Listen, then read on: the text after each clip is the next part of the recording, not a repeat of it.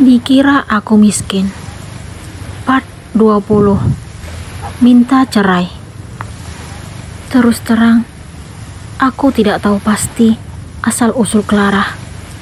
Satu hal yang aku tahu, dia mengaku ada di kota ini karena menghindari perjodohan yang orang tuanya putuskan dengan pemuda yang tidak dia cintai. Awal pertemuan kami juga sangat unik. Kurang lebih 4 tahun yang lalu, aku bertemu Clara di salah satu parkiran pusat perbelanjaan di kota ini. Saat itu, dia terlihat bingung dan sedang mencari seseorang. Aku pun mendekatinya. Di samping aku ingin membantunya, aku juga tertarik melihat kecantikannya. Sejak aku lulus SMA dan mengakhiri hubungan dengan mantan kekasih, aku kembali merasakan sesuatu yang berbeda saat bertemu Clara. Dia seolah-olah mampu menggetarkan hatiku yang telah tertutup karena ditinggal nikah oleh gadis yang kucintai. Penampilan Clara saat awal kami bertemu sangat sederhana, tetapi tidak menutupi kecantikannya. Sejak melihatnya, aku langsung berpikir untuk menjalin hubungan dengannya. Aku ingin dia menjadi orang yang istimewa dalam hidupku. Aku sangat bahagia karena setelah perkenalan kami kala itu, kami pun makin dekat. Hingga sampai akhirnya, aku memberanikan diri untuk mengungkapkan cintaku kepadanya. Ternyata Gayung pun bersambut. Dia juga memiliki perasaan yang sama denganku. Setelah 2 minggu menjalin hubungan sebagai sepasang kekasih dengannya, aku pun memperkenalkan dirinya kepada keluargaku. Namun, aku sangat sedih karena orang tua dan saudari-saudariku tidak menyukainya. Ibu mengaku tidak setuju memiliki menantu yang tidak jelas asal-usulnya. Di samping itu, ibu ingin agar aku menemukan pendamping hidup yang memiliki masa depan cerah dan sepadan denganku yang telah memiliki penghasilan. Ibu juga mengharapkan menantu yang mampu menaikkan derajat keluarga. Ibu mengaku bosan hidup susah sejak dulu. Namun, aku menentang keinginan ibu. Aku kesal karena beliau seolah-olah mengatur perasaanku. Kenapa ibu nggak meminta Kak Desi atau Kak Mira yang cari suami kaya dulu? Kenapa harus aku? Ibu nggak adil. Aku marah kepada ibu.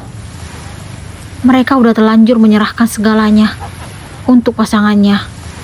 Jadi, ibu nggak bisa nuntut. Ibu takut kalau mereka ditinggalkan. Aku sangat terkejut karena ternyata kedua kakakku tidak mampu menjaga diri sebelum meresmikan hubungan mereka dalam ikatan pernikahan. Mengetahui kenyataan memalukan itu, aku makin bangga memiliki Clara. Dia tidak hanya cantik di luar, tetapi dalamnya juga sangat indah. Dia menyerahkan segalanya kepadaku setelah kami resmi menjadi suami istri. Ternyata tidak hanya Kak Desi dan Kak Mira yang melakukan perbuatan tidak pantas sebelum menikah. Ratih, adikku satu-satunya, juga mengikuti jejak mereka. Entah bagaimana cara bapak dan ibu mendidik anak perempuannya hingga tidak mampu menjaga harga diri dan kehormatan. Aku malu sebagai anak laki-laki satu-satunya yang tidak berhasil menjaga ketiga saudariku. Aku makin tidak ada harga diri lagi setelah mengetahui perbuatan ibu yang bermain api dengan lelaki beristri. Sekarang, aku makin tidak berarti karena pengkhianatan yang kulakukan telah Clara ketahui. Kenapa aku sangat bodoh hingga tega menyakiti istri yang sangat setia mencintaiku? Aku tidak pantas dijadikan panutan. Bagaimana kalau Bagas tahu perbuatan papanya setelah dia besar nanti? Apa dia bersedia memaafkan aku? Perbuatanku yang sangat memalukan telah mengubah sikap Clara yang dulu sangat lembut dan menghormatiku. Kini, dia bersikap seolah-olah ingin mengungkit semua perbuatan keluargaku selama ini. Tiba-tiba, dia juga mengaku memiliki uang. Siapa yang memberikannya? Apa benar yang Clara katakan tentang dirinya yang mampu menyumpal keluargaku dengan uang? Apa dia hanya sekadar melampiaskan kemarahannya karena pengkhianatan yang kulakukan? Apa dia memiliki keluarga di kota ini? Mungkinkah dia menyembunyikan sesuatu dariku tentang kehidupan keluarganya? Aku jadi ingat kalung berlian milik Clara. Aku sudah tahu kalau barang itu sangat mahal dan bisa membeli rumah mewah. Namun, kenapa Clara mengaku kalau kalungnya itu hanya kalung biasa? Apa yang dia sembunyikan dariku? Waktu menunjukkan pukul 5:05 WIB sore. Aku segera meluncur meninggalkan kantor menuju rumah kontrakan. Aku ingin segera bertemu dengan Clara, lalu meminta maaf dan memohon ampun. Aku akan memberikan penjelasan kepadanya. Setelah tiba, aku langsung memarkirkan motor di teras depan, lalu memasuki rumah yang pintunya tidak dikunci. Apa Clara sengaja tidak menguncinya karena tidak ingin menyambut kedatanganku? Membayangkannya saja rasanya sangat sakit. Biasanya dia selalu mencium punggung tanganku setelah membuka pintu. Akan tetapi, kebiasaan itu tidak terjadi hari ini. Aku pun memasuki rumah, lalu menuju kamar. Ternyata Clara sedang mengemasi barang-barang sambil menangis. Dia telah memasukkan pakaiannya dan bagas ke dalam koper.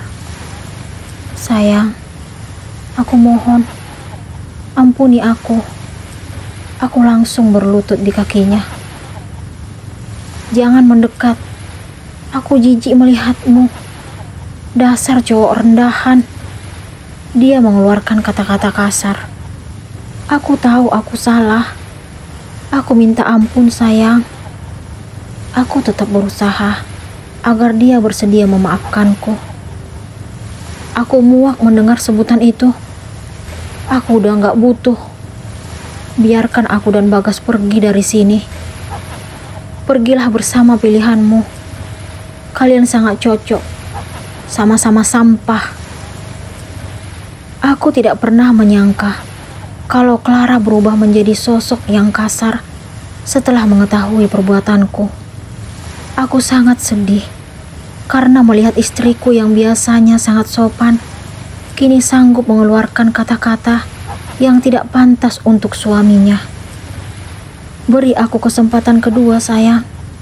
Aku udah 2 minggu tidak berhubungan lagi dengannya, tapi dia nggak terima. Aku berharap keajaiban agar mendapatkan maaf dari Clara. Bagus kalau dia nggak terima. Kamu segera nikahin dia. Aku ingin bebas dari dirimu dan keluargamu. Ini gak benar, sayang. Aku gak pernah ada niat seperti itu. Aku hanya mencintaimu. Persetan dengan cinta yang keluar dari mulutmu. Cinta tidak akan menyakiti. Aku udah gak butuh kata-kata sampahmu. Aku minta ceraikan aku sekarang.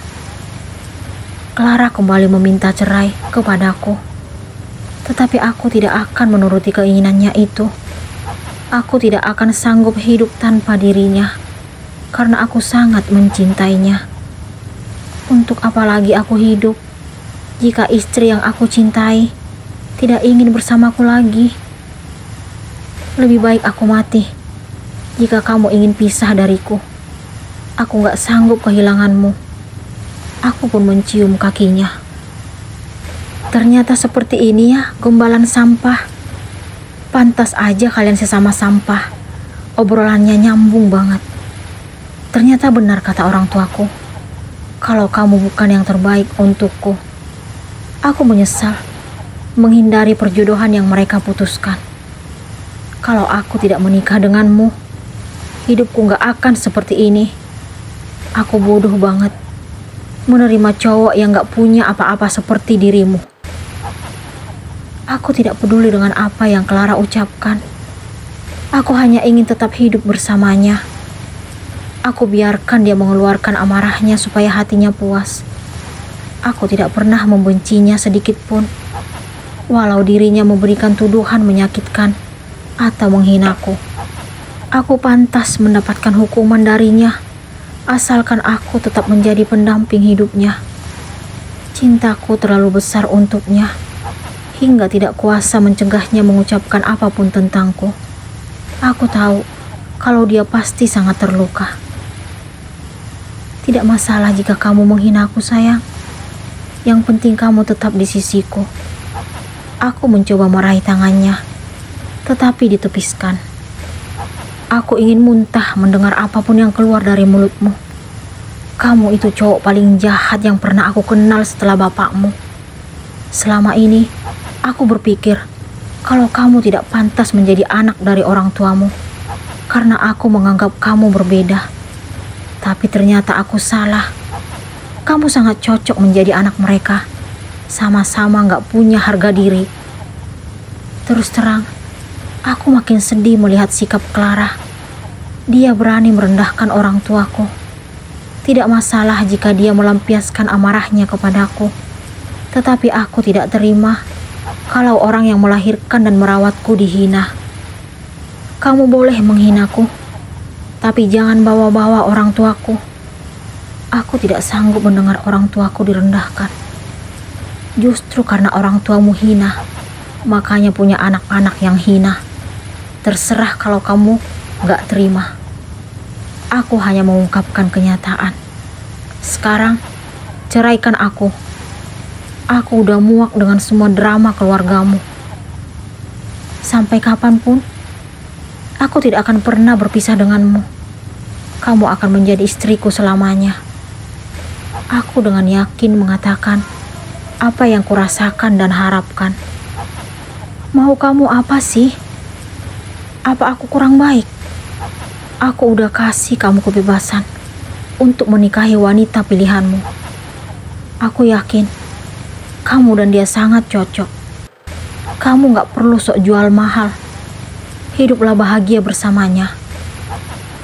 Aku tidak habis pikir kenapa Clara bersikap seolah-olah ingin menyerahkan aku kepada wanita lain. Apa dia tidak mencintaiku lagi?